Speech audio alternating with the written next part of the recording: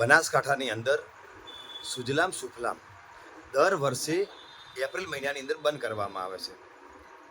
સરકાર ન જાણે ખેડૂતો સાથે કયો બદલો લેવા તૈયાર થઈ છે કે દર વખતે અમારે પાણી માટે ભીખ માગવી પડે છે. અત્યારે છેલ્લા કેટલા સમયથી મેં આવેદનપત્ર આપી રહ્યા છે, ધરણા ઉપર બેસી ખેડૂતો રાહ જોઈ રહ્યા છે કે સરકાર પાણી આપે. તેમ છતાં પાણી ના આપે એ સરકારને શું કરવા બેઠી છે? પડતા ઉપર કેમ પાટું મારે છે? એક બાજુ કાળજાળ ગરમી છે, અમારો મહામૂલો જે પાક છે એને બચાવવા માટે પાણીની તાતી જરૂરિયાત હોય છે. સરકારે ખરેખર ઉનાળાની અંદર પાણી આપવું જોઈએ, કારણ કે પાણીનો જથ્થો ફૂલ છે આપણી જોડે. તો એ ફૂલ જતાને ક્યાં વાપરવાનું છે? તો એ પાણી ખેડૂતોને પિયત માટે આપવામાં આવે, જેનાથી પાક છે બચાવી શકાય.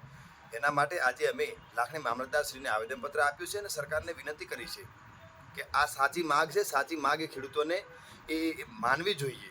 અને જો આમ કરવામાં કે કસૂરવાર થશે તો એની રણનીતિ પ્રમાણે આગળ પ્રજાશક્તિ ડેમોક્રેટિક પાર્ટીની બનાસકાંઠાની પૂરી ટીમ છે એ ક્યાંક આ પાણી છોડવામાં નહીં આવે તો એના માટે રણનીતિ બનાવીને આગળને એ આગામી સરકારને એવી મજબૂર કરશે કે એને પાણી મજબૂરન છોડવું પડશે.